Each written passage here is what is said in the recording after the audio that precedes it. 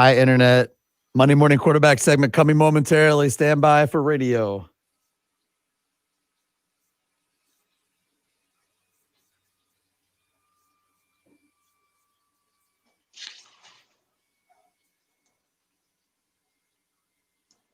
It's time for Sports Talk 1050 WTKA's Monday morning quarterback, Andy Mignery. He played offense. Fake to Perry.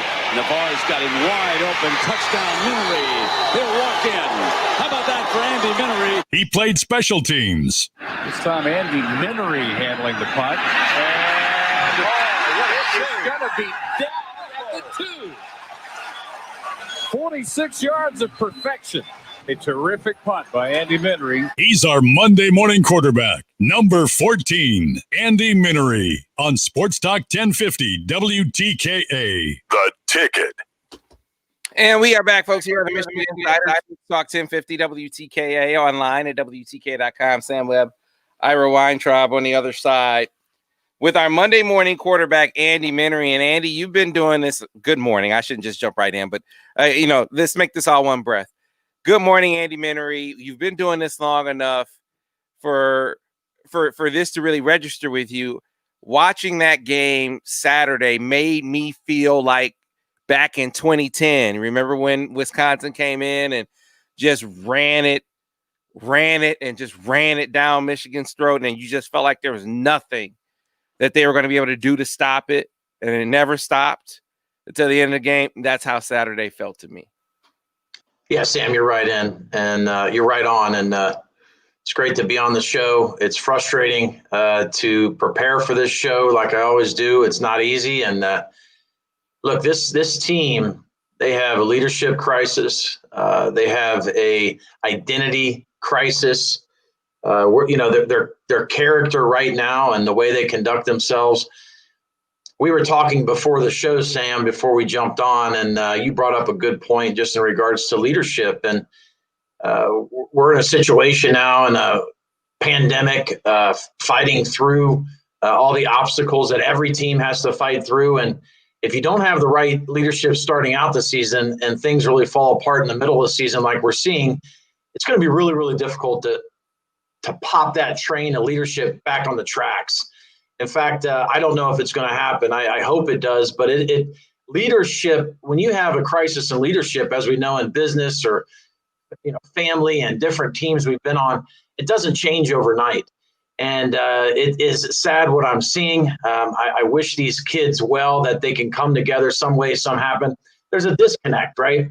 Whether it's the disconnect and I don't know what that is, but the football god is not the football gods, I like to say, and kid around about. But usually when a team collectively is working so well together and, putting in the time and the effort and everything you need to do with the right talent, usually produces, with great preparation, usually produces W's, or at least a fight all the way to the end. And, I don't see the fight. I don't see a lot of the demeanor of winning that it takes.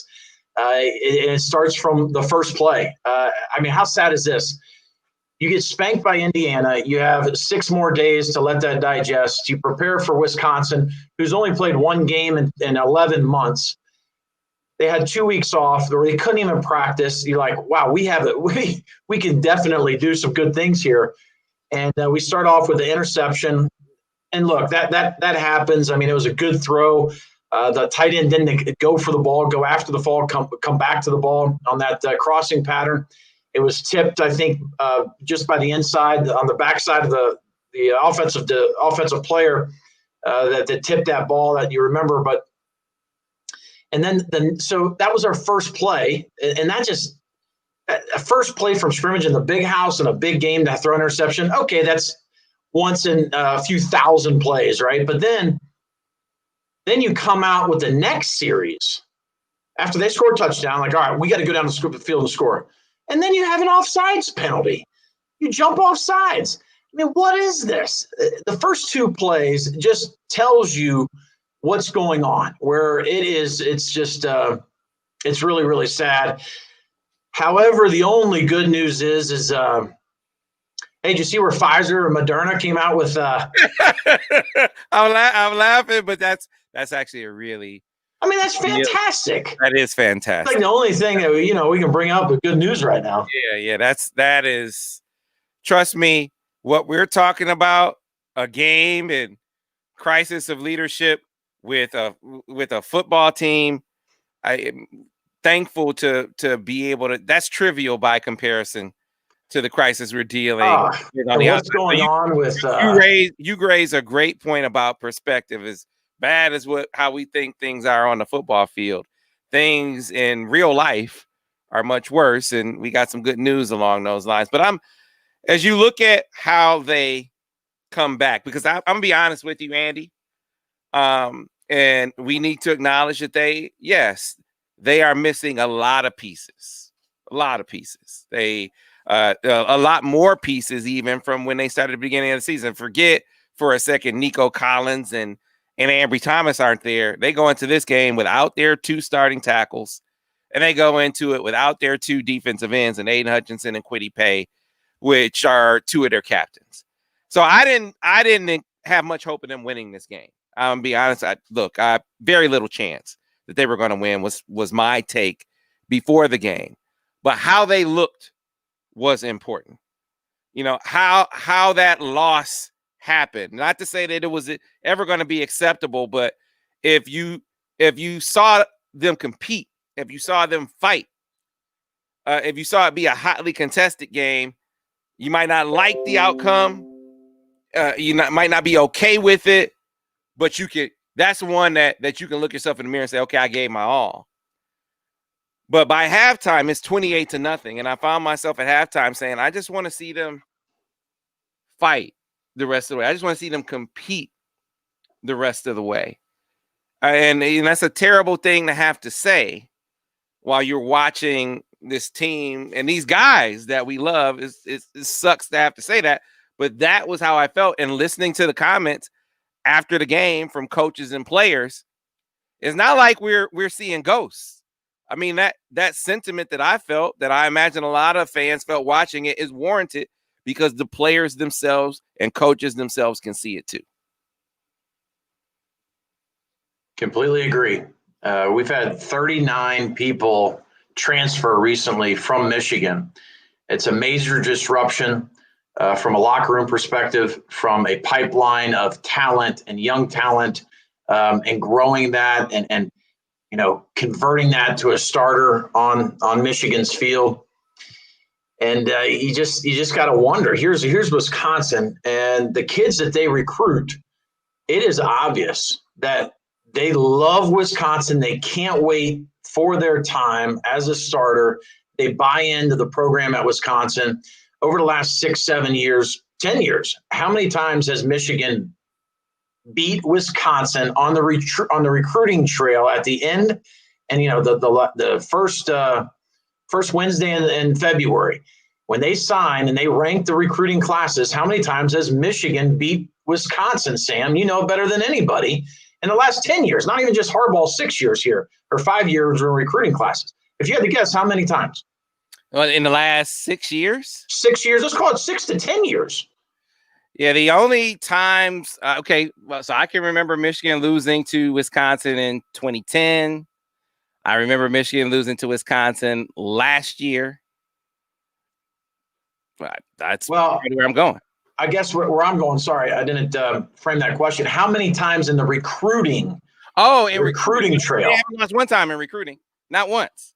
Okay, so that's my point. So what they're able to do with those kids that aren't as highly recruited coming from high school to their respective school in Wisconsin, those kids are buying into the program and maybe, and I don't know this for facts, but maybe they are more worried about building that program and winning for Wisconsin rather than going to the pros.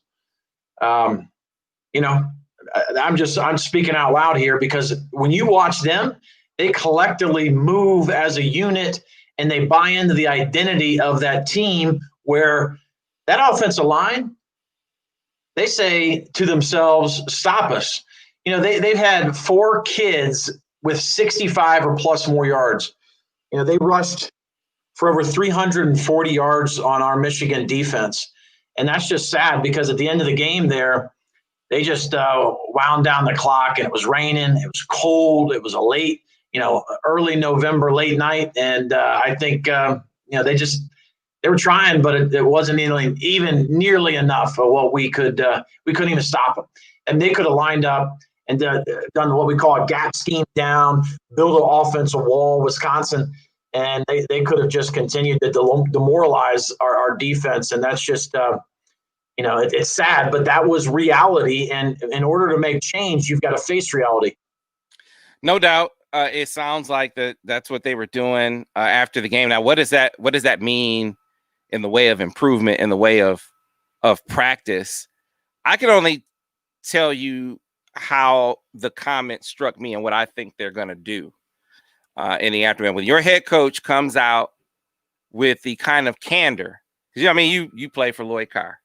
I mean, Lloyd Carr, when he was in front of the media, the things he said to the media were tame compared to what he said to you guys. Wouldn't you agree? I mean, he gave you guys the raw uncut. We got the filtered version, right? We got some things to work on. He wouldn't say who has to work on what or who needs to improve what, but when he got to you guys, it was you need to do this and you screwed that up and we got to do this. So he let you have it. Rarely is it the case that you hear coaches bring the locker room candor to the media. And Jim did that when he said, the part about finding the guys who will play with pride and fight like hell for Michigan. That to me is a level of candor about performance, about players that you don't typically get or see. Now, to be clear, he didn't put it all on them. He didn't even put it mostly on them. He said, I'm at the front of the line with accountability for this thing. This is on me. This is on me, and this is on us as coaches. And how I interpreted that is if you have an issue where guys just are not, for whatever reason, do they not understand? Do they not buy into what they're doing? Do they not believe in what they're doing? Whatever that part is from an execution standpoint, that's on us to figure that out. But it's also on us to figure out this leadership thing. If we have a lackadaisical culture, like one of the players said, if we have guys out, not enough guys out there playing with pride in themselves and fighting like hell for Michigan, then as much as you can point to the guys on the field and, your leadership base, it's also on coaches to identify who those guys are that can feed their teammates some of what we're talking about. The guys who don't have courage is the wrong word, but that belief. The guys who don't have that belief, to have who are the players on the squad that can give their teammates some of that belief, because obviously we aren't seeing that right now, Andy. And that it obviously falls on coaches to identify who those guys are if they aren't playing already. Who those guys are that can do that, whether they be walk-ons or young guys. If you got to, you may have to do that at this point. Well, this doesn't just happen. I mean, this reality of what we have in front of us. I think back over the years, over the last really 3 years, and not finishing strong and having kids, bail out for bowl games and not even compete against Ohio State. This has kind of been mounting, and it's frustrating because it's down. Yes, it starts with the head coach, and then it's down ultimately to the individual kid. And when you're growing up as a freshman and a sophomore, you're seeing the seniors act like they wait. Some of the seniors act at the end of the season. Sometimes football gods get you, and that's exactly what's going on right now. All right, we will get to a break. And when we come back on the other side, Andy, kind of talk about, all right, so how do you recover in as much as you can? I mean, this is not a team that's going to be playing for any championships or anything like that, obviously, but there's a way, like we talk about, I said at halftime, the outcome of the game was essentially decided, but how you get to the end, you still have some control over that. So, hey, bowl, championship is off the table. That's already been determined, but how you get to the end of the season, you still have control over. So I want to talk to you about that as a guy who played, a guy who wore the helmet, a guy who went through some adversity on the team. right? How do you collectively come back from this? From feeling like they laid down a little bit in the second half of that game. How do you get up off the mat now and finish the season the way that the season should be, in the fashion in which it should be finished? We'll get to that on the other side here on the Michigan Insider Monday Morning Quarterback with Andy Mignery here on Sports Talk 1050 WTKA, The Ticket.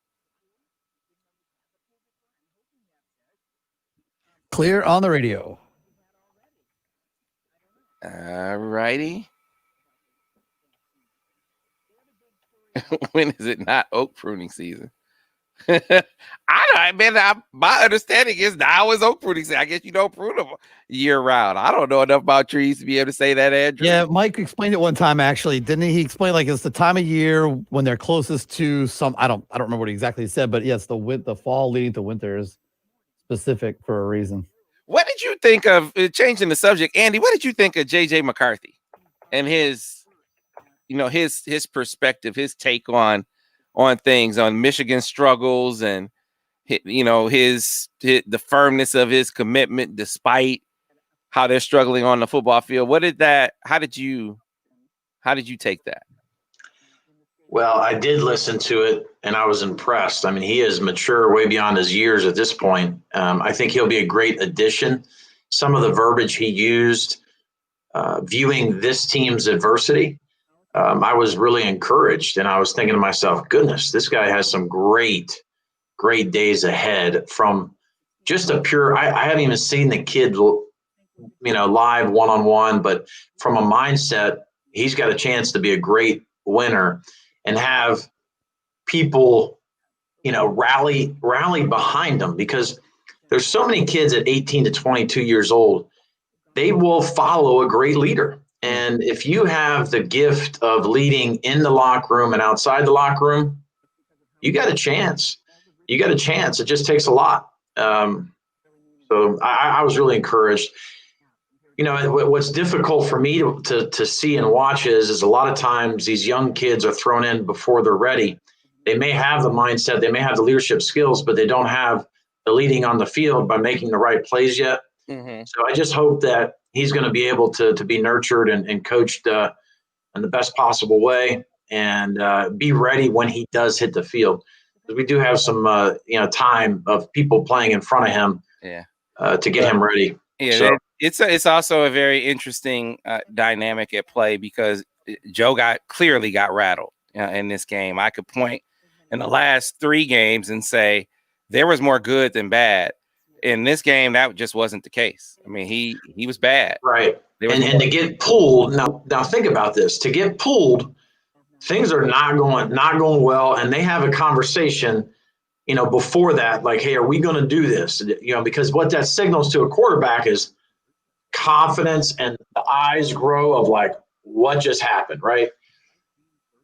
And it really takes some mental discipline to just overcome that, because you're thinking about that day after that happens. And, it's tough to bounce back from that. And hopefully he can do it. And I think he'll do it. Yeah, it's at the same time, I think that Cade McNamara has earned, some opportunity in practice, and maybe some snaps in games to keep the competitive dynamic at play. I'm with you.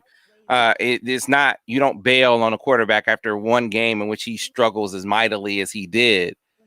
But where they are right now, anything that gives you spark, you do your part. You do your best to try to capture that. Maybe his spark, the spark that he gave. I'm talking about Cade gave the offense in that brief period of time. Maybe it helps fire Joe up. Maybe it helps fire the offense up. Maybe it pushes Joe even more, because at this point, all adversity is training.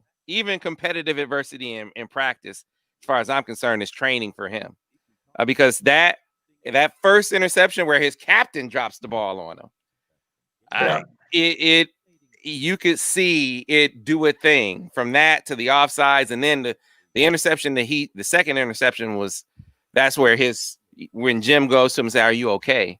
Right. Well, the other thing is it was eerie similar of the low dart pass that he had in Indiana. And it shows those are just not necessarily misreads. Coming back to radio, guys. Stand by.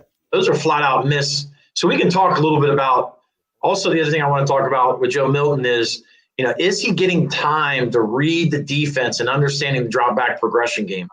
Here we go, guys. Coming back on radio. Stand by. Gotcha. You're looking at the sideline? Gotcha. Here we go. And we are back here on Insider Sports Talk 1050 WTKA, online at WTKA.com. Sam Webb, Ira Weintraub, Monday morning quarterback Andy Mignery.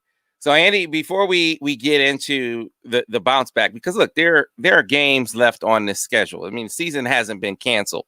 How you finish matters. Now, I am as much about focusing on development at this point as the fans we heard from earlier this morning. I mean, the outcome of this season, as far as your goals are concerned, has been determined. Most of your goals are off the table. How you finish this season is important. And I want to talk to you about that. Before we get there, though, let's talk about the quarterback position where, as I said in the break, I could look back and we analyzed every snap of these games very, very thoroughly. We saw in the first game a whole lot of good. In the next two games, he had some more struggles, some more misses in there, but we still saw more good than bad. And the film backs that up. But in this game against Wisconsin, he was bad. He had a bad game, and he got pulled for having a bad game. And so, question to you again: this is some real serious competitive adversity for Joe now, because he didn't perform well. He got rattled on the football field. Cade McNamara came in and gave him some spark, gave him some juice. So what about him in the aftermath of that? How does he get up off the mat? And what do you see for the quarterback position the rest of the way? Well, being a former quarterback and really understanding adversity when you don't have a very good game, and understanding, playing before you're probably even really truly ready to take it on through a Big Ten season. It takes so much mental discipline to continue to not allow the negative thoughts to come into the brain. And you got to consistently wash out those thoughts and understand where you're at in reality, in the moment, and not waste any time and getting better. Because once the season starts, all the preparation, you kind of run right into the season. So it's really tough to completely change or make great strides throughout the season. It's just very, very difficult. You don't see it, especially in a first year starter. And I've said it numerous times, guys. Like, this is difficult because you have a first year starter and they're going to have some growing pains. And when you have other teammates making mistakes that compound your mistakes, it's a difficult spiral to stop and come out of, right? Like, it's not easy. And it takes great leadership and mental discipline. I know that sounds cliche, but there's a reason why it is, because it's true. And it's not going to be easy to come out of it, but all he has to do is continue to worry about what he can control, worry about the controllables, and worry about being ready, because he's going to be the starter most likely come Saturday night game at Rutgers.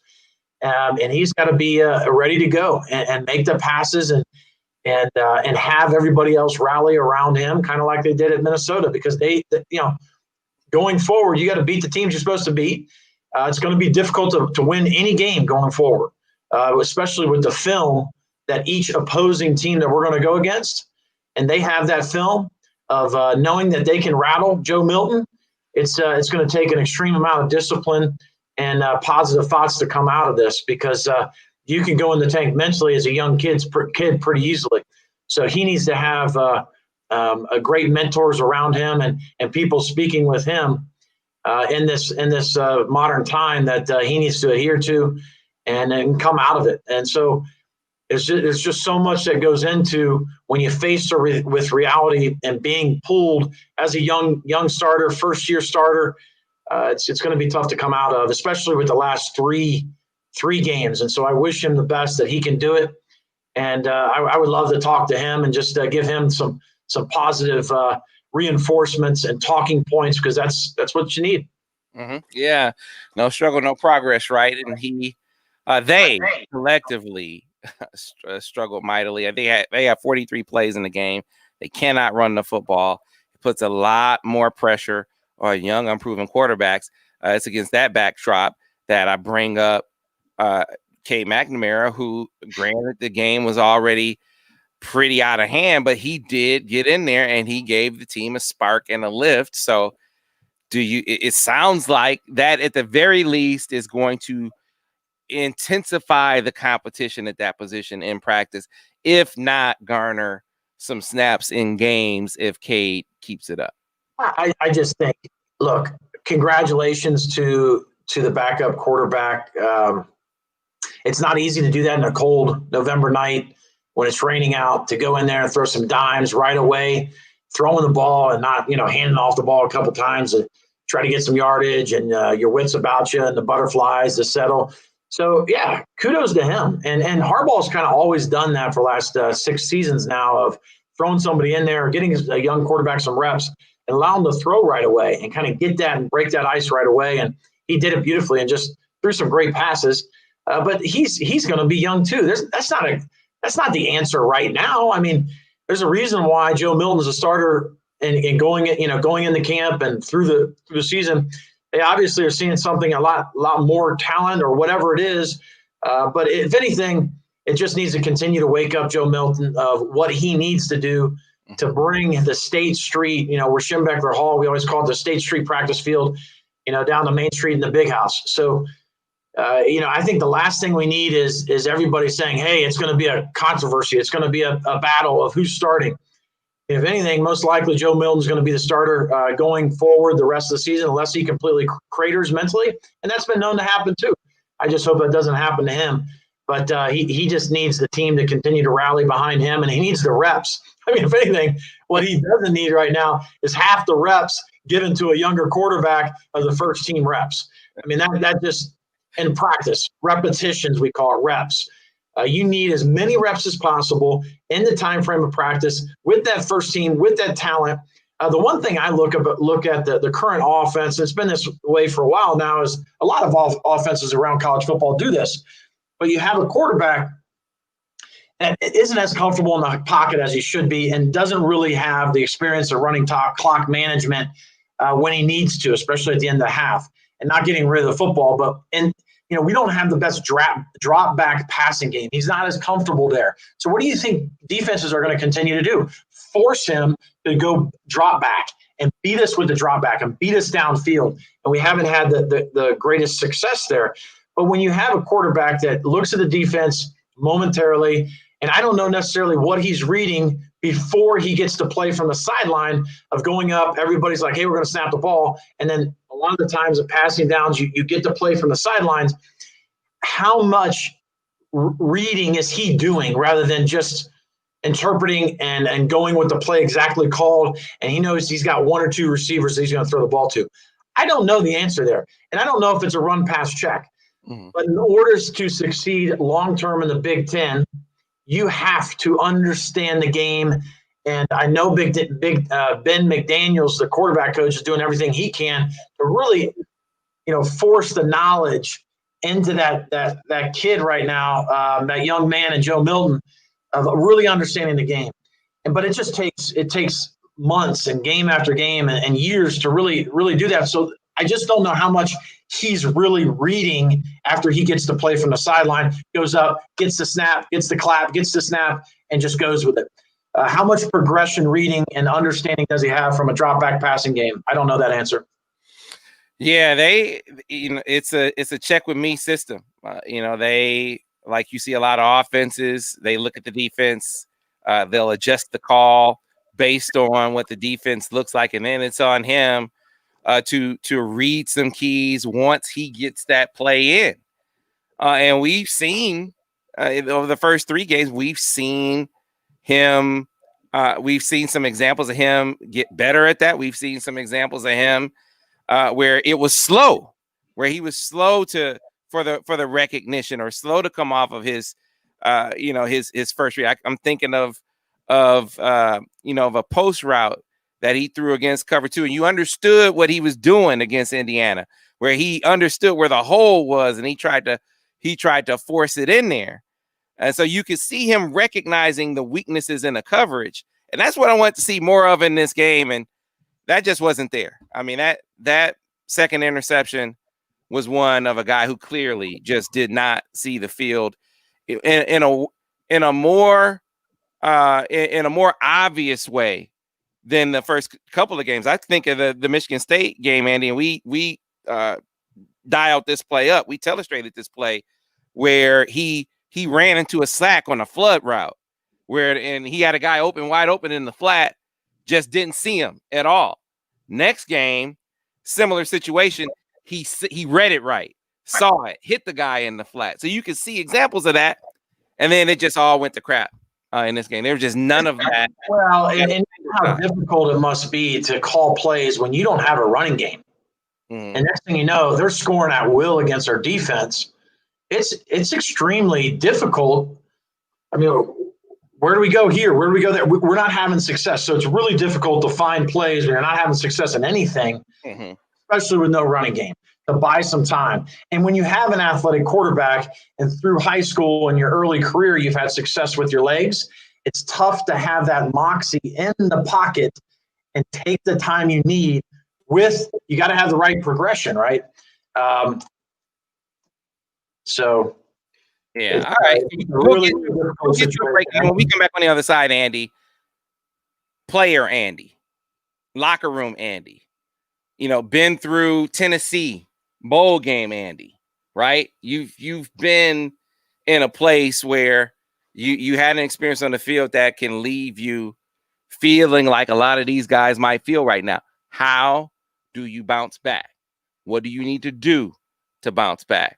That's what we hear from Andy on the other side. Stay tuned. Monday Morning Quarterback here on the Michigan Insider on Sports Talk 1050 WTKA, The Ticket.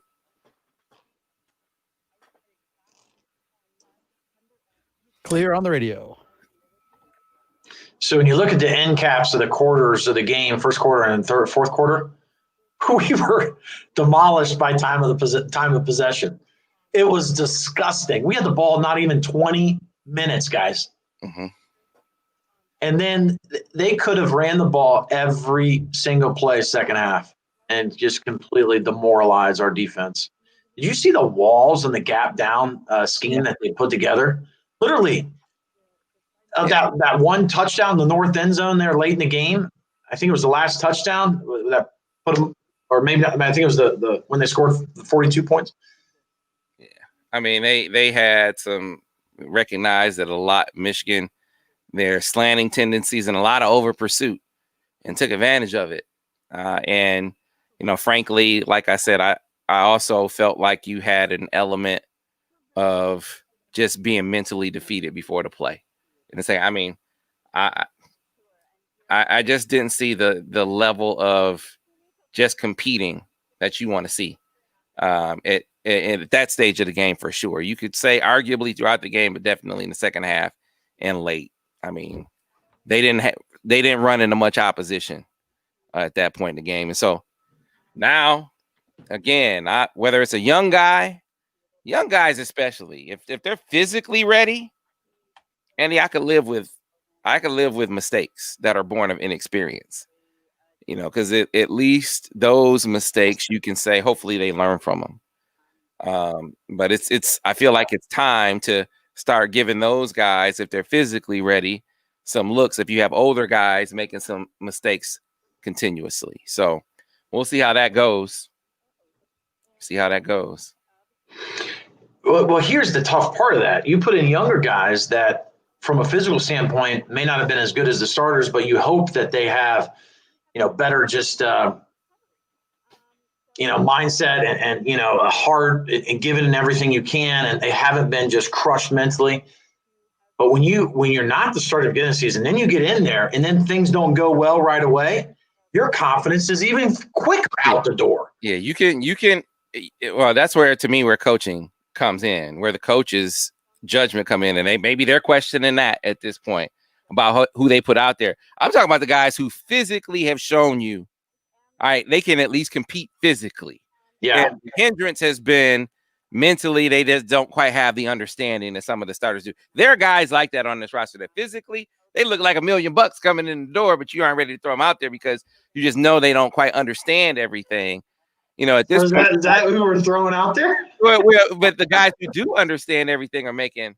I know. Hey, what a conundrum these coaches are in. I mean, it's a very, very difficult spot here.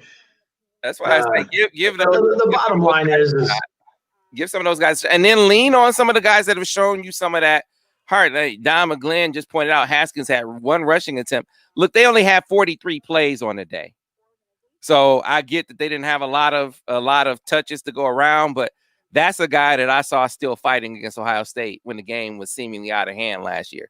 That's a guy that I feel like in a situation like this, you lean on more.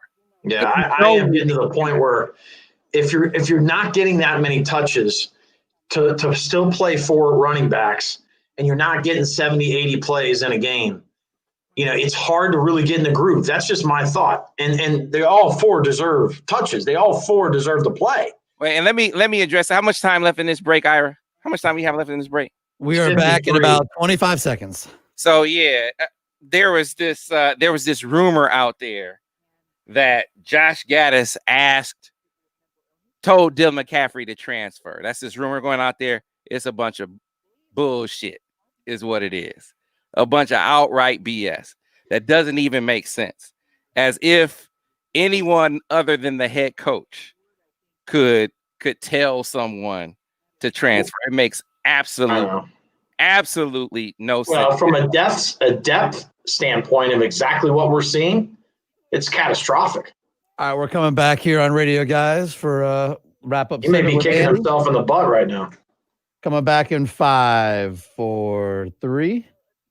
And we are back, folks, here on the Michigan Insider on Sports Talk 1050 WTKA The Ticket with our Monday morning quarterback. So, Andy, how do you get up off the mat after something like that? After a game like that, they had obviously lost 2 straight coming into that, so probably had some mental deficits going on as far as confidence is concerned.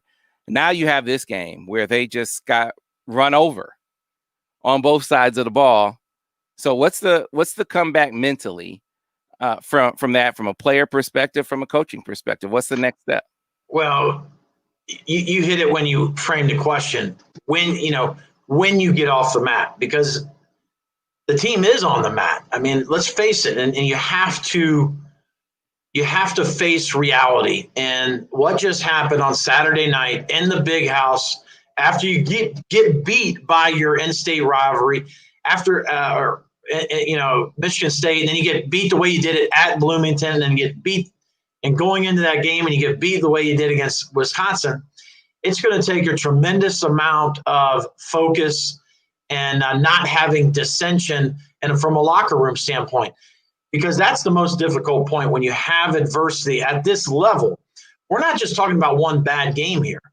So when you have that dissension, or when you have losses like what we've had here, what happens within the locker room, and who just cashes it in and saying, gosh, I'm just going to pack it in and get ready for the combine. I'm going to, be careful and not get hurt. That's what I'm worried about. And who's going to step up of the 6 captains or the 7 captains that we have, even if you're hurt, who is going to really bring the team together and have a full team meeting and just say, guys, this is what we need to do, and we got to rally behind each other. And what an amazing feat it would be to finish the season, turn things around, and win, 3 out of the 4 games or whatever it may be. I mean, that can happen, but it's a focus that they have to shake, and they don't have that focus. So my point is they go in kind of lackadaisical and undisciplined, and you have to have a focus in every play and win go in and just and kind of refresh and reset your mind. But here's the difficult part in a football team. You have all these different friendships and maybe a click over here and a click over there, or groups, and friends hanging out over there, friends, you know, they're not really doing too much hanging out outside the dorm room that they're in right now, right? But, you know, how are they going to come together?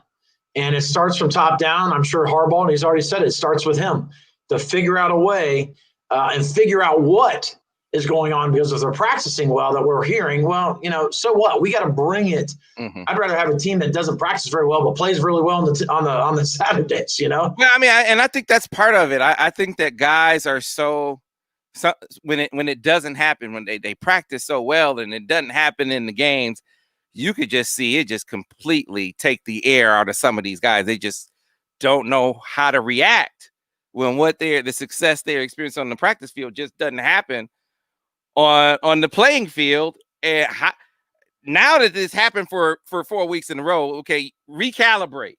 Clearly, there are some things that there's some indicators in practice. There's some reasons for some of the success in practice not translating.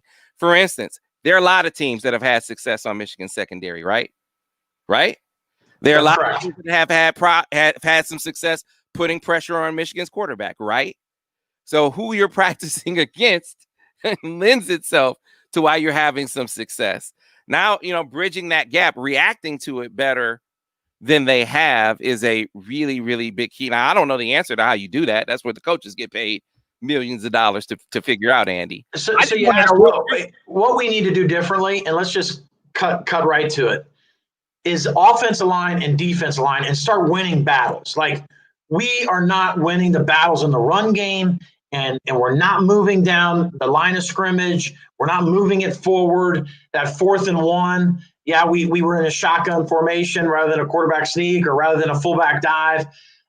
Woulda, coulda, shoulda. But, you know, do we have the mindset and the leadership from an offensive line standpoint to really just, hey, we need to start dominating, and we can, and bring it to the field. That's what it is going to take. And I just don't know if they have that, you know, focus and leadership on the offensive line or the defensive line.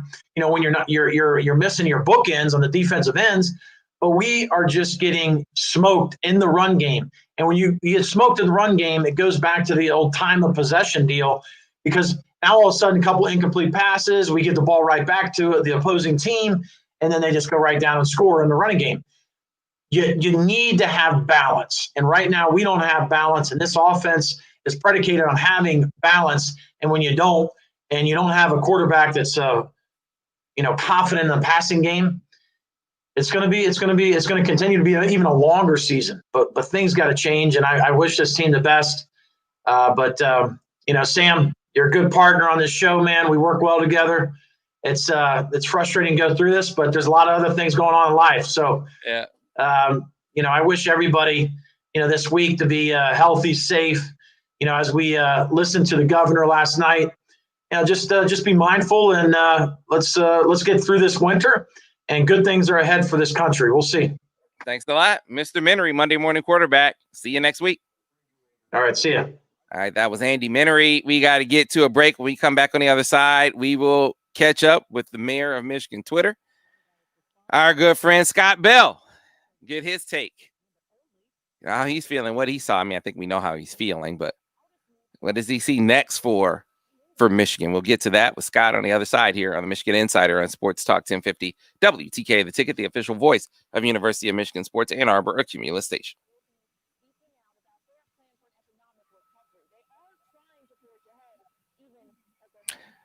Garrett Rivas, appreciate you, man. Good to hear from you, Garrett. All right, guys. Nice seeing you on the stream. We'll see everybody later. Bye.